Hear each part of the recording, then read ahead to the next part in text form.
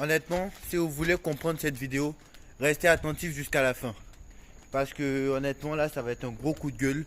Je m'en fiche si je suis dans la rue. Je m'en fiche ici, là, il est 21h passées ou 20h passées.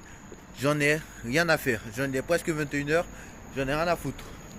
C'est ma chaîne, celui qui a un problème, qui vient de me le dire. J'en ai rien à faire. Parce que ça fait des années que ça dure. J'en ai assez. J'ai déjà fait une vidéo. Samedi, j'en ai déjà parlé. Il me semble, hein, samedi, on a fait le débrief de France-Italie. On en a déjà parlé. L'année dernière, on en a aussi déjà parlé. Mais je pense qu'on va encore reparler de ça parce que ça m'énerve. Et que les infos commencent maintenant. Alors je sais, hein, après la trêve internationale, je vous ai donné le programme. Parce que tous les vendredis après-midi, vidéo d'actu foot, vidéo où on résumera l'actu foot l'actu de la semaine. On intégrera dans cette actu foot le débrief des matchs de Ligue des Champions qui vont se jouer mardi et mercredi. Bon, ce ne sera pas tous les mardis et mercredis, vous savez, c'est toutes les 2 ou 3 semaines quand il y a la trêve internationale. Ça aussi, on va en parler, c'est le sujet même de la vidéo. Donc voilà. Donc, comme vous savez, ça sera ça. Et on gardera les débriefs, les week-ends, comme on le fait d'habitude, du Paris Saint-Germain et des gros matchs, bien sûr. De la saison, Première Ligue, Liga, Serie A, comme l'année dernière. Pas de soucis. Ce qui changera, c'est pas une vidéo d'actu foot tous les jours, ce sera une vidéo tous les vendredis qui va résumer l'actu foot de la semaine. Je pense qu'on évitera de se répéter. Et comme Mbappé, bien sûr, est parti au Real Madrid, il n'y aura plus de dossier Mbappé. Donc on ne pourra pas se répéter. Et ça sera beaucoup mieux. Et je pense que voilà, ça sera beaucoup mieux comme ça. Bon, ça c'était pour le rappel. Mais vous l'avez certainement déjà vu pour ceux qui me suivent régulièrement. Je l'ai dit en vidéo, j'ai mis en post, donc vous l'avez déjà vu. Première chose, déjà aussi je voulais vous dire, parce que il y a le bruit du tram, donc c'est compliqué. Je voudrais vous dire que, comme vous savez, ça fait 2 semaines que je me suis fait opérer et que mes yeux vont mieux et que je continue à prendre mes traitements qui finissent normalement le 26 septembre. Donc voilà, le 26 septembre, j'aurai complètement fini mes traitements. Et voilà. Donc voilà. Maintenant, j'aimerais faire un coup de gueule. Parce que sinon, la vidéo elle va durer 1 heure. Comme vous le savez, je pense que moi, je suis plus incompétent que ceux à la FIFA, à l'UEFA et à tous ceux qui sont, tous les organismes qui sont la LFP, etc. C'est la FIFA qui décide des calendriers des matchs. Mais je pense qu'ils doivent changer et je pense qu'ils doivent se remettre en question. Parce que ce n'est pas possible de faire comme ça. Pourquoi est-ce qu'à chaque trêve internationale, il y a tout le temps des blessés? Et des blessés majeurs en plus. Donc du côté du PSG, on a vu que Vitinha, Doué et Warren Emery étaient blessés. Alors pour Warren Emery, ça serait moins grave, mais pour Vitinha, ça serait plus grave. Donc à chaque trêve internationale, il y a toujours des blessés. Donc là, je n'ai pas la liste des autres clubs, mais je pense qu'il y a encore pas mal de blessés du côté de la trêve depuis que la trêve a commencé, c'est-à-dire la semaine dernière. Donc depuis la semaine dernière il y a encore des matchs jusqu'à mercredi, je crois, si je ne me trompe pas, parce que les matchs vont reprendre vendredi ou samedi. En tout cas, Paris joue samedi et joue, je crois, mercredi en Ligue des Champions. Donc depuis que la trêve internationale a commencé, il y a déjà eu plusieurs blessés. Pourquoi est-ce qu'à chaque trêve internationale, il y a toujours des blessés? Remettez-vous en question, la FIFA, à un moment donné. Remettez-vous en question, les clubs. Et en plus, vous me dites, alors moi, hein, je ne suis pas un fan de Deschamps. Je sais très bien que je m'ennuie au niveau du jeu. Mais le haut niveau, déjà, c'est les matchs de club. Pourquoi? Parce que les clubs, ils ont plus le temps. Les clubs, les entraîneurs qui sont dans les clubs, ils ont plus de temps pour préparer leurs matchs que ceux qui sont en sélection. Parce qu'ils se voient moins souvent et qu'ils ont moins de temps pour préparer leurs matchs. Ils ont moins de temps pour préparer leurs matchs. Donc évidemment, en compétition internationale, bon, bien sûr, c'est sûr qu'il y a 2 semaines de préparation. Mais souvent, c'est pas suffisant. Souvent, c'est pas suffisant. Donc, à un moment donné, il faut faire un truc. Je pense que ça suffit Vous avez essayé ça, ça suffit maintenant. Voici ma proposition. Quand la saison commence au mois d'août, au lieu de faire les trêves internationales, 2 semaines en septembre, 2 semaines en octobre, 2 semaines en novembre, 2 semaines en mars, les 4 là, ça fait 8 semaines. Et en plus, septembre, octobre, novembre, il y a les matchs de Ligue des Champions. Et mars, il y a aussi, après la trêve de mars, il y a aussi des quarts de finale de Ligue des Champions à jouer. Donc à un moment donné, et c'est comme ça que les clubs perdent leurs joueurs importants. Donc vous savez quoi? Moi j'ai une théorie. Très clairement, je pense que il faut arrêter les trêves internationales comme ça. Je pense que ce n'est pas comme ça qu'il faut faire. Ils se sont mal organisés. Quand la saison commence au mois de septembre, d'août, ne fais pas de trêve internationale septembre, octobre, novembre, mars. Déjà septembre, 2 semaines, octobre, 2 semaines, novembre, 2 semaines, mars, 2 semaines. Ça fait 8 semaines. Si tu reprends au mois d'août et que tu ne fais pas de trêve internationale ces 4 mois-là, c'est-à-dire de base la saison elle se finit fin mai, début juin à la base. Le dernier match, c'est toujours la finale de la Ligue des Champions. Et en général, on sait qu'au plus tard, le 5 juin, elle s'est jouée. Voilà, cette année, elle s'est jouée le 1er juin, mais voilà, au plus tard.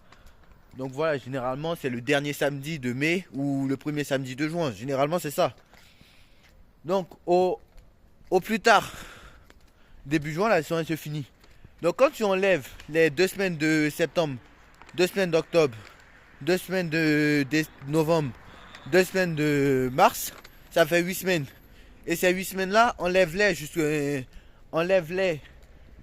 du mois de juin. Enlève ces 8 semaines. Ça fait fin mars, début avril. C'est-à-dire que si tu es au 1er juin et que tu enlèves fin mai, début juin, si tu enlèves les 8 semaines, la saison se finirait fin mars, début avril.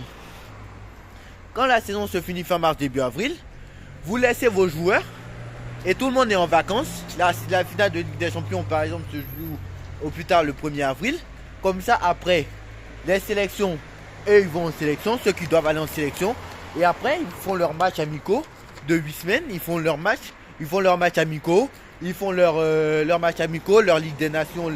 Et après, et une fois qu'ils finissent les phases de qualification, vous n'allez pas me dire que il n'y a pas assez de temps. C'est 8 semaines qu'ils utilisent. Donc, ces 8 semaines, ils vont utiliser.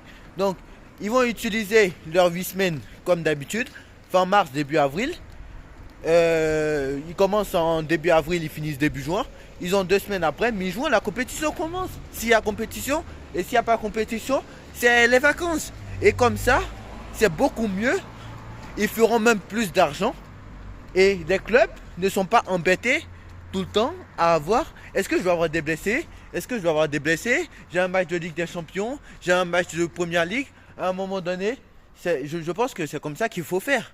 Je pense que s'ils m'écouteraient, moi, je pense qu'ils gagneraient plus d'argent que ce qu'ils gagnent à l'heure actuelle.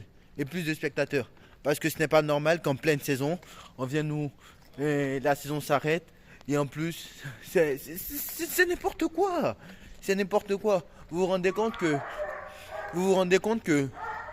quand même, vous vous rendez compte qu'un joueur, par exemple, qui joue bien dans son club et qui joue dans un système différent dans sa sélection, il va pas s'en sortir.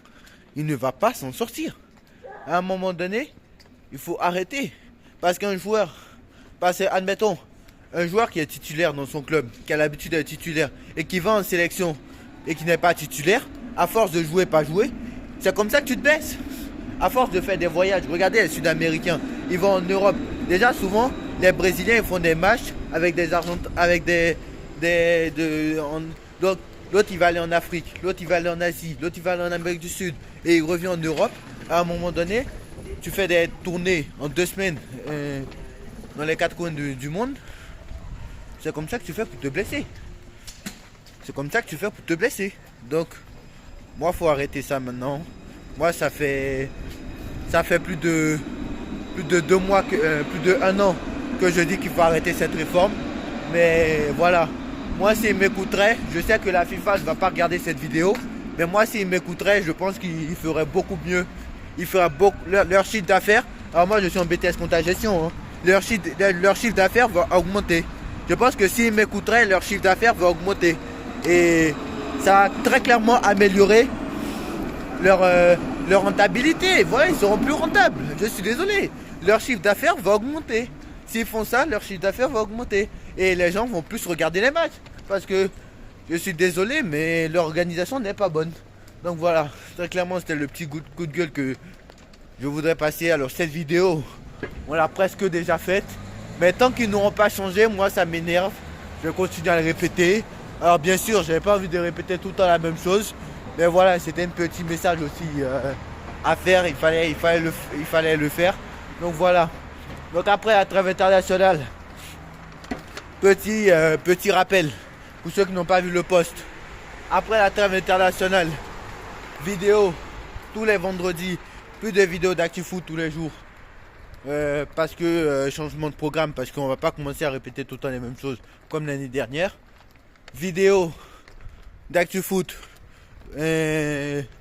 vidéo d'ActuFoot à peu près le vendredi après-midi, où on va parler de l'ActuFoot de la semaine, c'est-à-dire celle du lundi au vendredi.